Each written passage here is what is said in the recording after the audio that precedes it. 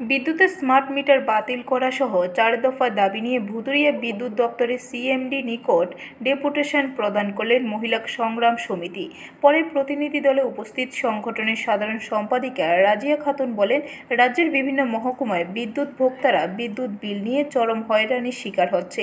কোথাও অসামঞ্জস্য বিদ্যুৎ বিল, কোথাও ভুতুড়ের বিল, আবার এমনও দেখা গেছে আগের তুলনায় দ্বিগুণেরও বেশি বিদ্যুৎ বিল আসছে ভোক্তাদের। ত্রিপুরা মহিলা সংগ্রাম পরিষদ নিগম কর্তৃপক্ষের দৃষ্টি আকর্ষণ করে দাবি করছে যাতে সমস্ত বিপিএল ভুক্ত পরিবারকে বিনামূল্যে বিদ্যুৎ সরবরাহ করা হয়।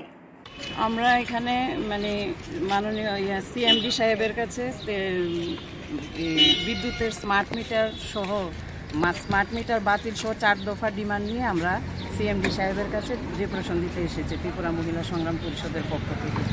দেখা গেছে স্মার্ট মিটার আসার পরে একটা অসামঞ্জস্য বিল, ভুতুড়ে বিল এবং আগের তুলনায় বিলটা দ্বিগুণ হয়ে গেছে, যেটা ত্রিপুরার মধ্যে দেখা গেছে সরকারি তথ্য অনুযায়ী বিপিএল ভুক্ত পরিবারের সংখ্যা বেশি, যে কারণে তাদেরকে যে স্মার্ট মিটার বসানোর পর প্লাস বিদ্যুৎ পরিষেবাটা বেসরকারিকরণ হওয়ার পরে গরিব মানুষের জন্য একটা ভীষণ অসুবিধা হয়ে গেছে, যেই কারণে ওই বিলগুলি তারা দিতে পারছে না। কিন্তু দেখা গেছে গভর্নমেন্টের উপরও তাদের চাপ আছে, বিল দিতে হবে, কিন্তু এরকম একটা বিল আসলে তো গরিব মানুষের পক্ষে এটা সম্ভব না। ব্যুরো রিপোর্ট, খবর ত্রিপুরা।